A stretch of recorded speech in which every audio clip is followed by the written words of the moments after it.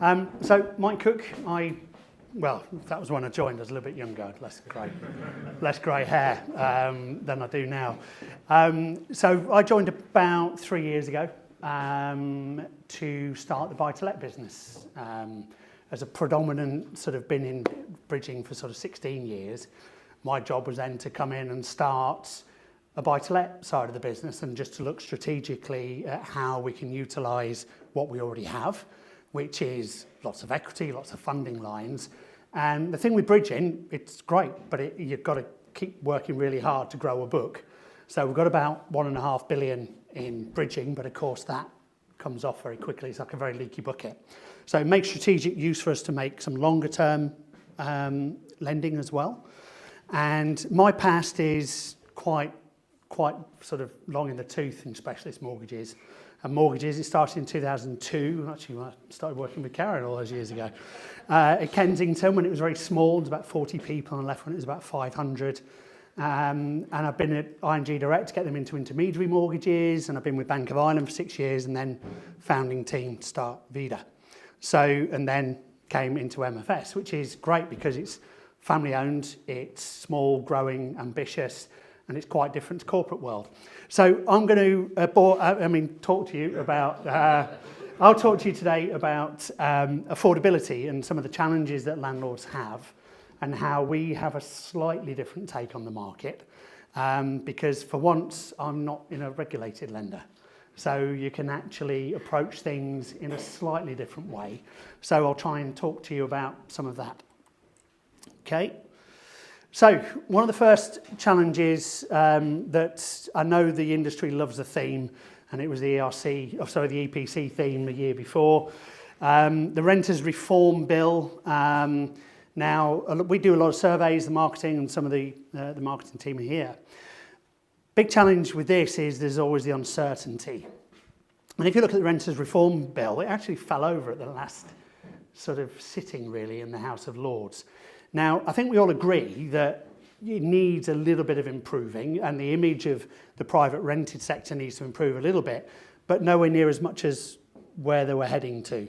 I think the challenge is when it got to the very final step, the House of Lords' own research actually showed that the main reason people go to their council to say they're about to be homeless is because their landlord is selling their property.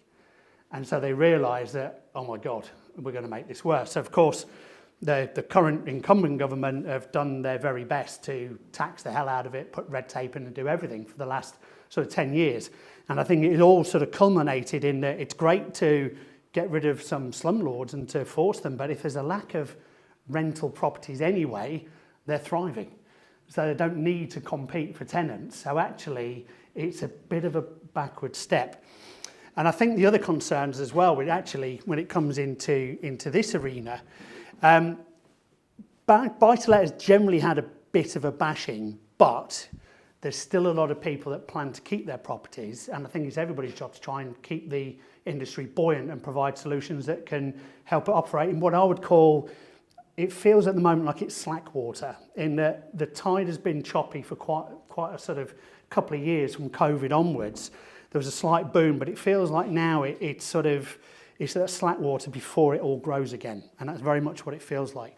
Changing government, of course, everybody's going to be concerned about that. We have one side of the government, or one side of the Houses of Parliament, which love to build social housing, and we've got one that's love to sell them off. And so actually, well, we need more houses being built, so maybe that might happen. But if you look at their sort of agendas, there's not a lot of difference. If you look at a 5-year term, one wants to build 1.5 million homes. It sounds bigger than 300,000 a year, which over 5 years equals 1.5 million. So it's very strange, and they're all going to declutter the planning process, but it doesn't really happen. The fundamental problem with all of it is just not enough houses. Private rented sector gets bashed, it shrinks. Build to rent, which was one of, Boris really loved the idea of corporates taking over, but they don't build the houses that most people need. They build these luxury, big ones that you can get really big yield on in big town centres. In city centres, you look at East London, they're all built to rent. They're all owned by the big pension funds, but they don't want what's needed. They don't build what's needed for typical homes, typical family homes. And then you've got leasehold reform, which again, another cracking bit of legislation on one hand, but it's all rushed through. It reached royal assent. I think it was one of the last things before they all broke for the general election. But guess what? Nobody knows when it'll actually come into effect. That's down to the Secretary of State. And who knows who that will be and what their priority is going to be. And the other thing is they're expecting a lot of legal cases from people who own the leaseholds, from generations that handed them down to their family because this is a secure level of income. All of a sudden, they're not worth as much as they once were without them doing anything. So I don't think that will really make a big difference. And we do see quite a lot of properties, and we get quite a lot. They're actually fairly short. And they'll take short-term finance while they get the lease sorted out, or we'll take a view on the sort of 85, 80 years and so forth. So there's a lot of uncertainty there as well. So other factors. So higher rates obviously means lower profit or no profit, or you just can't leverage what you need to do anything. So this is what high interest rates was just the cherry on the top really for a lot of what's been happening the last couple of years. Mainstream lenders, they don't really change, though the stress testing is still there for 2 or 3 year fixed rates.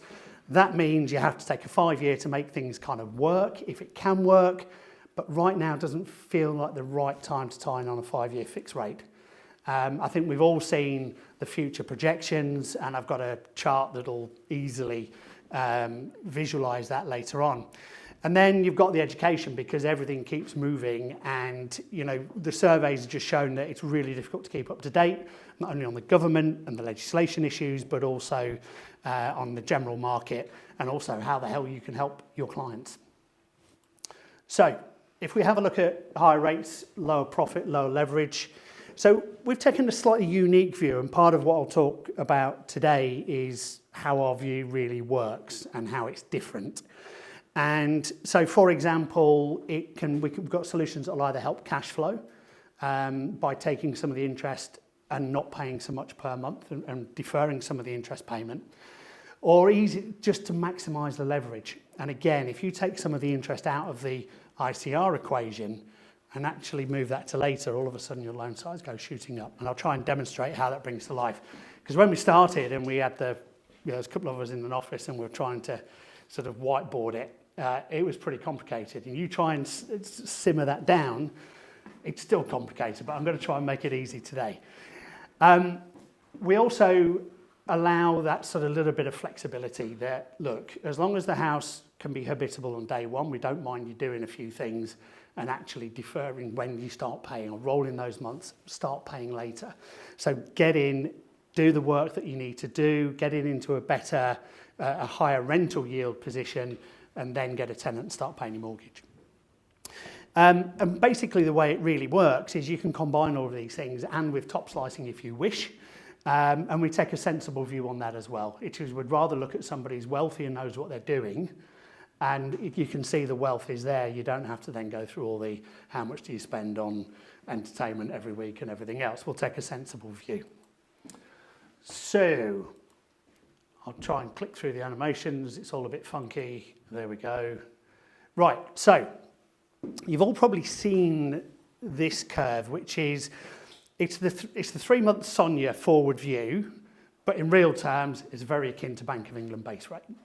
So lenders, all of their lending is based on 3 month SONIA. So this is how banks borrow money off each other. We're a non-bank lender, hence we can do some crazy, wacky things. And the nice thing there is that we borrow money off other banks, and it's more efficient in this day and age for banks to lend to non-bank lenders than it is on properties.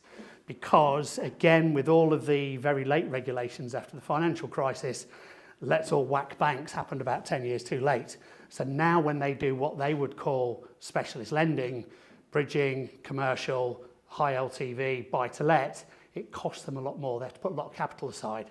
But if they lent 500 million to somebody like MFS, that's just intercompany lending. You don't have to put the capital aside. So it's much more efficient for those guys to lend through non-bank lenders. And funny enough, when you look at all of the commercial lending stats, the largest growing sector is the non-bank sector. So makes it kind of good for non-banks, which is why you'll see some of what we're doing today is to try and grow our footprint in things like commercial. So if you look at what's going to happen is they're all predicting rates are going to fall. And if you go ahead from June 2024 to where we are now, it's 2 years' time, that's quite a drop to around the sort of the predicting around the 3.75, 4%, somewhere in between on the bank base rate.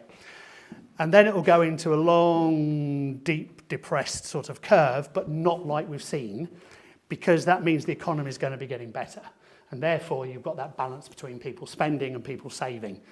And if you look at today, if we look at 2 years ahead, a 5-year swap, if you look 2 days ago, it was around here. If you look yesterday, it was there. If you look today, it's about there. So they are bouncing up and down. So that's just the swap rate there. And what typically with swap rates, if this goes on for 5 years, what typically happens is they'll work out what the average cost is based on this line. And they'll go, right, here, bank base rate is higher. So when we go to another institution and say, can we swap some money, please? We want to swap our variable rate. They will pay us that difference until it gets to this point, and then we pay them. And over the 5 years, we should have paid them a little bit more than they've paid us, and they make money, and that's how it kind of works. So this line here, which is set by the industry, is based on this curve. So when this curve suddenly starts to steepen, the cost of fixed rate money goes up, and when it shallows, it goes down. So it's bouncing around a little bit. But if you add your lender's margin onto this, and cost for risk and everything else, it does now feel like a great time to have to tie into a 5-year fixed rate, when in 2 years' time, you could probably take something that looks a bit more like this. So it just feels like they're in reach, but not quite. So why would you look into a 5-year rate now? But of course, the regulations tell you you can only have a 5-year fixed rate, because that's how the affordability calculations work, and will tell you off if you don't.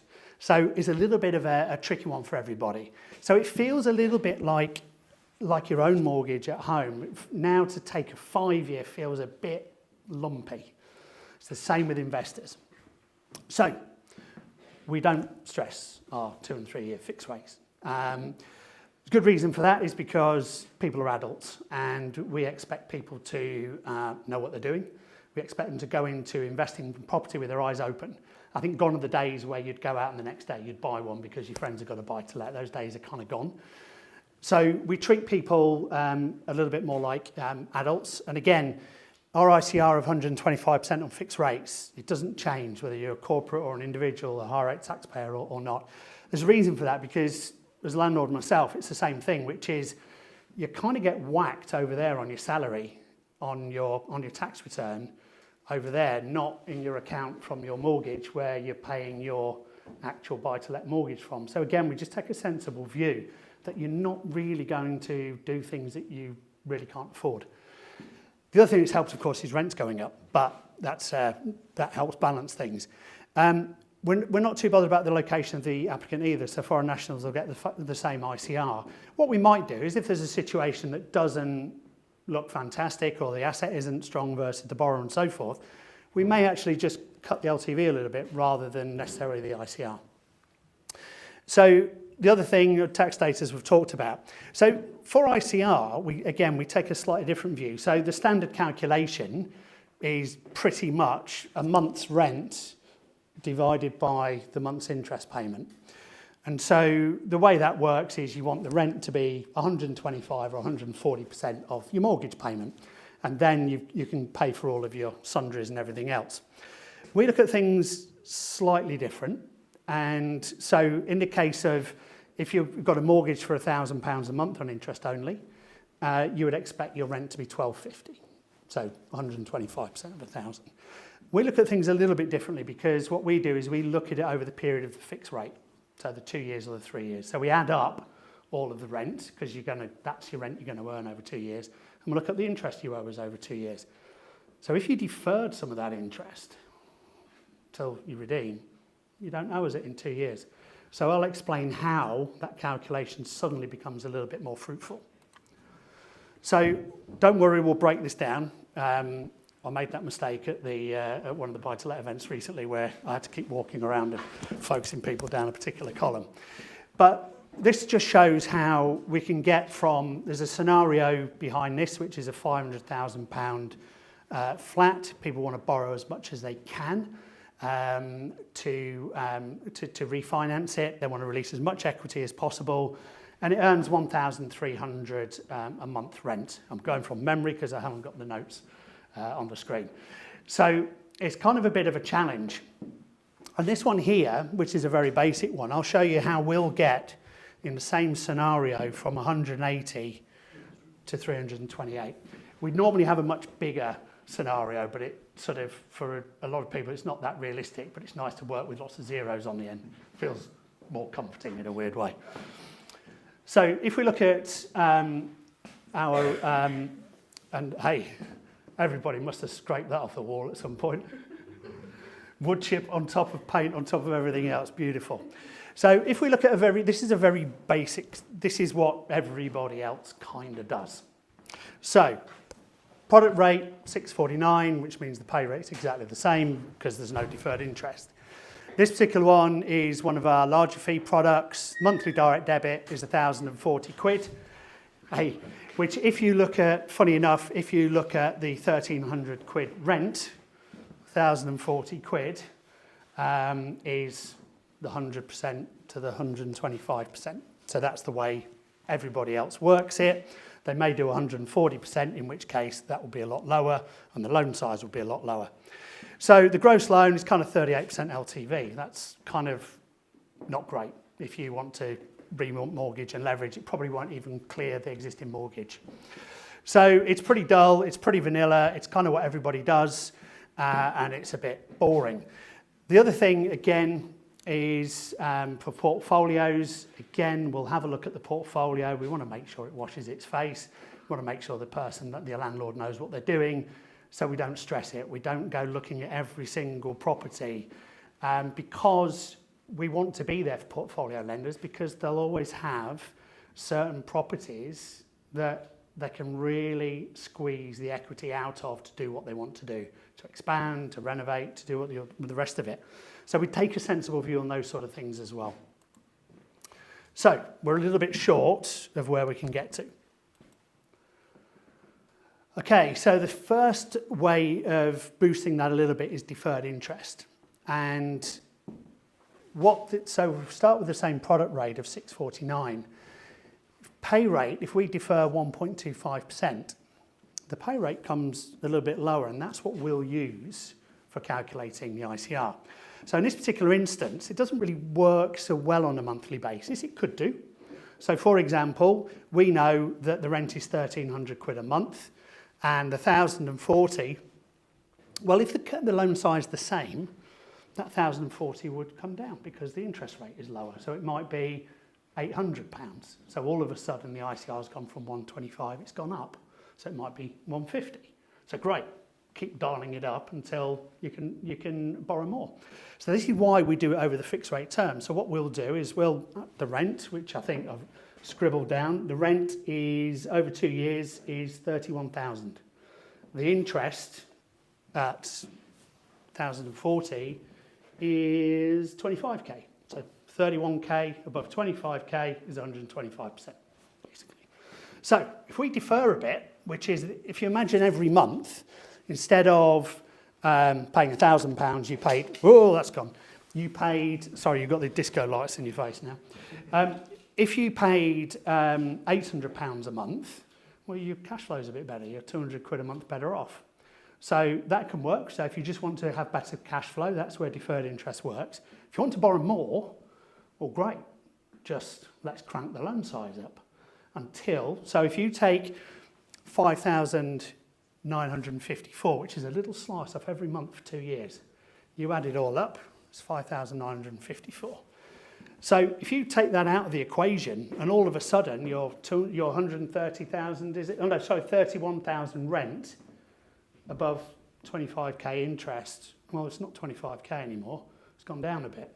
So all of a sudden your 125% ICR has gone up to maybe 135, so we can increase the loan size. So that's better than the 180 I think we had previously. So all you do is you just turn the loan size up, and then you're paying the same amount of interest over 2 years as you would be in the other scenario. And that's really how deferred interest works, is you're taking it, you're adding it to the loan, you pay it back at the end, and you pay that back in the gross loan. So that works, and it can either work for a smaller loan, you don't want to maximise, you want better cash flow, or you can increase it. So if we then look at, and I think it's worth pointing out as we have an underwriter here, is on a 2-year they can actually go up to 2%, but don't tell anybody. If it makes sense and they're comfortable to do that, then we can crank that up a little bit more. Sorry. So if we look at rolled interest, now rolled interest, the concept is the same, except don't take a little haircut of every month of the rent, actually take a whole month out and say, okay, 1 month of interest is 1,040 quid, for example, in the last scenario, let's take that out, pay it at the end, add it to the loan. And this is great for bog standard scenarios. I haven't got a tenant, okay, roll up 3 months, go and find a tenant, put them in. I want to renovate it a little bit so I can get more rent, okay, roll 3 months up and decorate, you know, as long as it's not structural or heavy works, that's fine. You know, you might want to improve the EPC rating while you're at it, get more rent, get more security, away you go. Or use it to borrow more, either way. So concept works the same, so if we've got the same rate, 649. So we're not deferring anything on this scenario. What we're going to do is roll up 9 months of interest. Now, because this is a much bigger loan, the rent's gone up. So the interest has gone up. It's a bigger loan, therefore the interest goes up.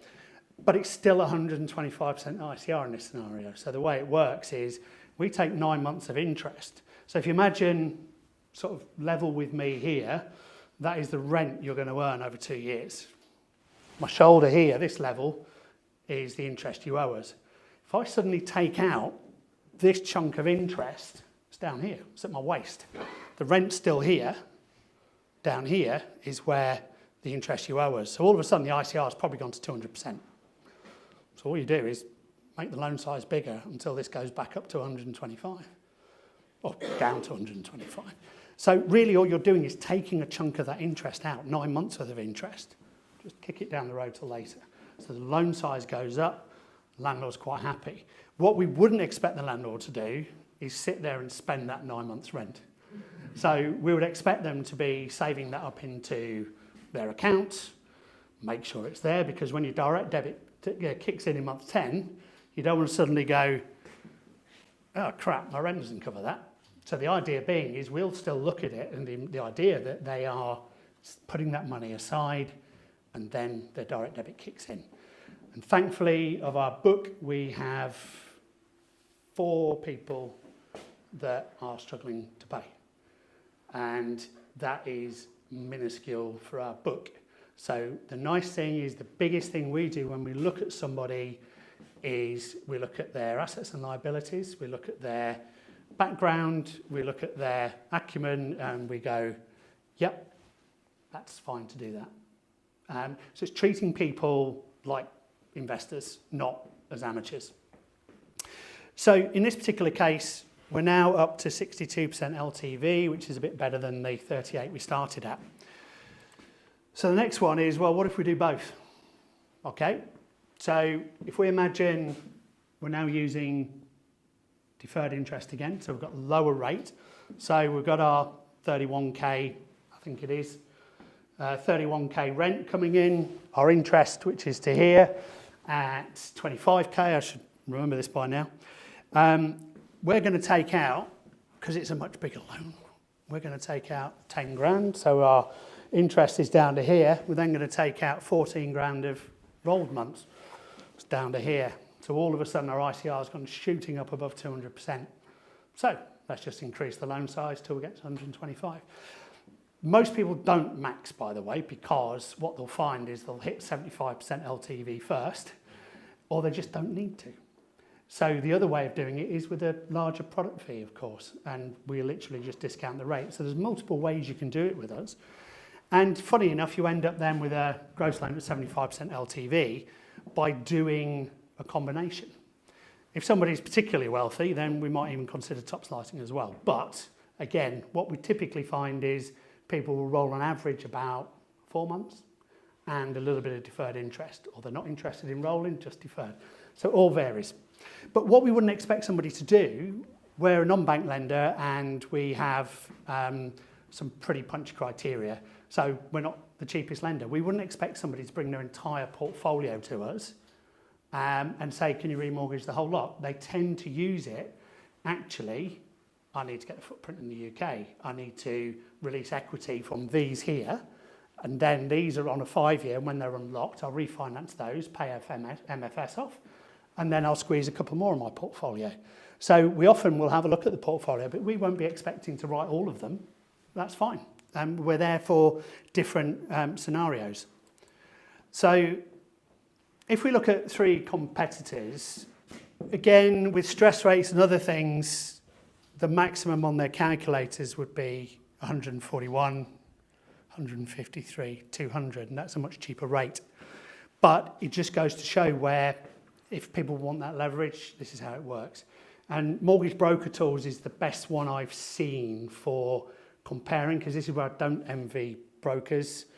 You've got to go everywhere to lots of different calculators. Some people don't publish what they do. It's a very black box. We're not like that. You'll see everything on our product guides about what we do and how we do it. So this is just an example of, and Mortgage Broker Tools will layer what lenders do. They run all the calculators, they screen scrape. There's others trying to do that now as well. I think Ignite and a couple of others are trying to get in that space as well. So that was just an example of the road trip that you go. Is that kind of all right, or we can cover a bit later on? I did the calculator online. I did tweak so you could play around with rolled and deferred and everything else, but actually nobody used it. Everyone went for the simple option, which was good because it was really slowing the calculator down. But the calculator online, it literally will roll and defer the maximum, but you just have to call your BDM, call an underwriter, and they will. They'll actually, we've given them tools that actually find the perfect point of leverage before to get you the optimum amount of lending. There's lots of content online as well. I think the guys do a great job of quarterly deep dive pieces. The intention is that you can sort of talk through things with your clients. And if there's any subjects that you think need tackling and demystifying, then great, please raise them. The online calculators are there for very simple. It'll email you an indicative quote and away you go. So it's super quick, super easy. Okay, so this was just a sort of case scenario really of an auction purchase, needs cosmetic renovation, because let's face it, you don't really buy Bobby Dazzler properties at an auction, do you? So they're going to need more than a lick of paint. So the idea is they want to grow equity in this for refinancing and going on there. But I think with ourselves, we've got our 4-hour SLAs. You have direct underwriter access, and that is from inquiry all the way through to completion. So I think, Emily, you've got a couple completing tomorrow, so you're in the last throes of getting it through the final stages of verification before funds release. So it's the same contact all the way through. We don't insist on the tenant from day one. All we ask is that you send us a copy of the AST after month 3 or month 6, depending on your profile. And the rolled-up interest, I mean, in this particular example, it'd be great because if they took 2 months, let's face it, you're not going to do everything in 1 month. But the idea being is that you can give yourself that little bit of breathing space and then start your direct debits. Okay, so breadth-wise, what I was talking about earlier is we've got all our different bridging loans, and we'll go up to 50 million on bridging, on residential. Slightly less on commercial, but that's something that we're working on. We've added just very recently commercial, buy-to-let term, and semi-commercial mixed use. Again, we've added in a little bit of the roll and defer, not much because it's unique enough in residential. Commercial is like, again, it's quite unique, but it's there if people need it. We do complicated stuff because that's really where our niche is. So we'll do opco, propco, different structures. The underwriters love working through a company structure, but that's what it's there for. We'll look at EBITDA, we'll look at sensible figures for owner occupied. So it's a good product. And then now we've got a little bit more capacity. We've gone whole of market with that. A little bit quieter than we would normally, but we went with another product last week as well.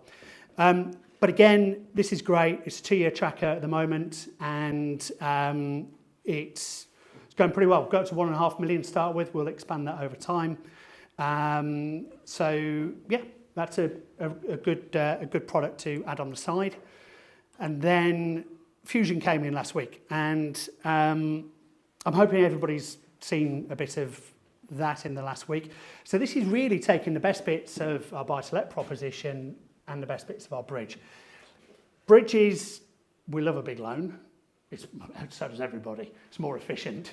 One piece of work and more proc fee, and for us, it's a lot less work to get capital out the door. So it's great.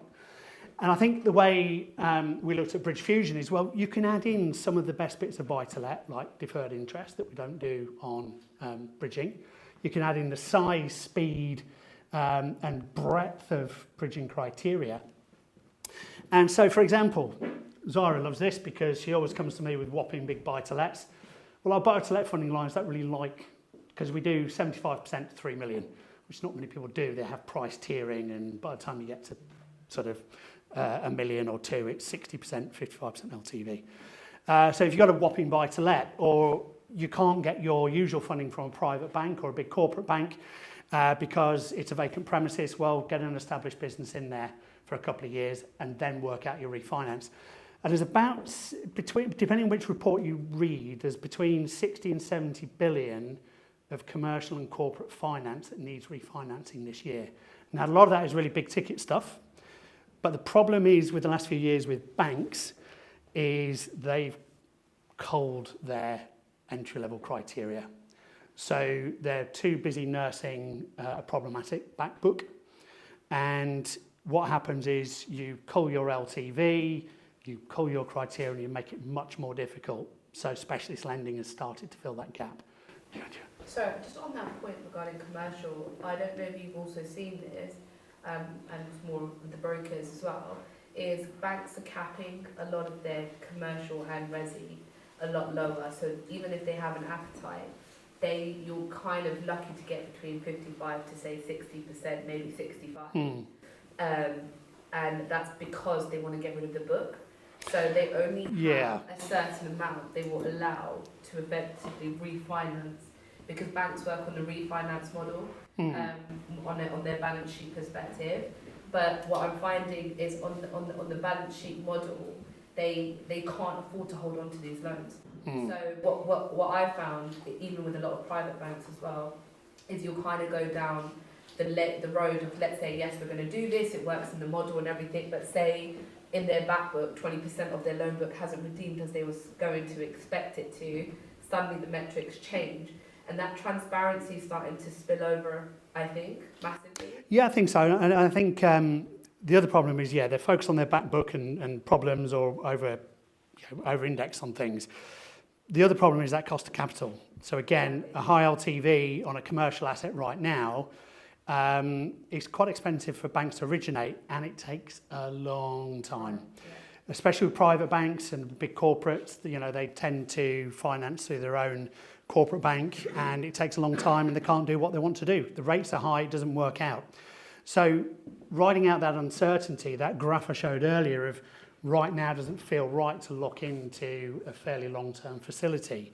So you might be looking to ride things out. You might be looking for cash flow with deferred interest. And one of the reasons we came up with the commercial term product and we focused on the smaller loans was because a few of the banks had actually upped their minimum loan to 1 million, 2 million.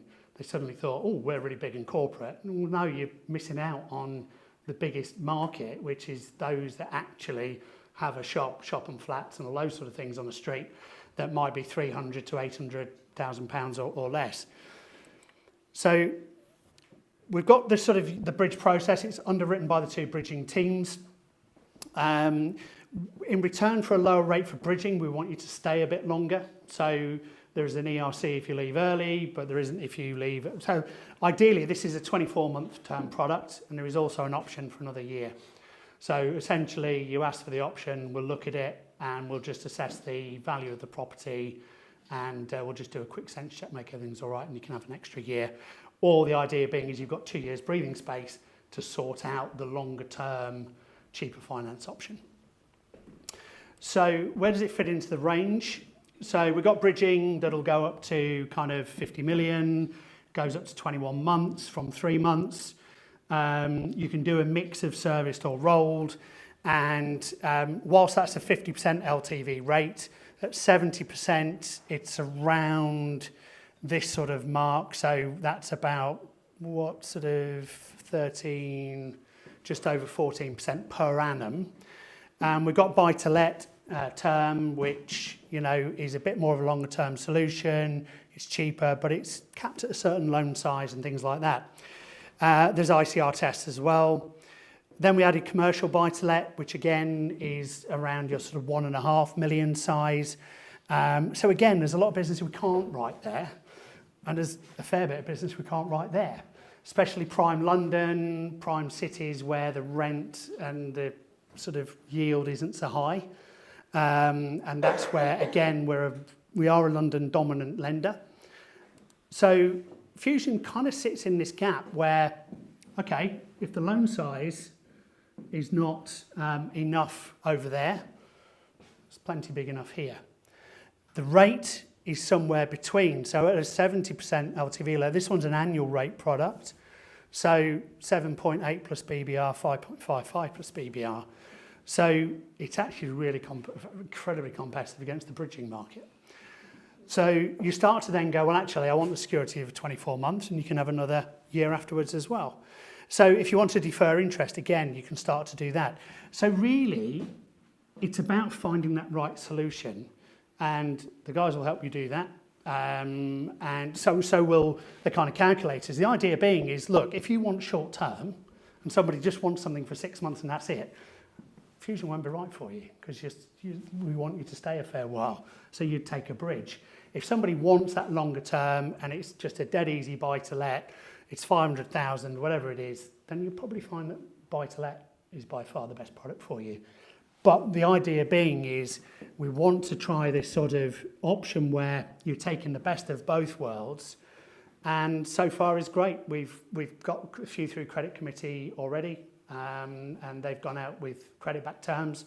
So far, so good.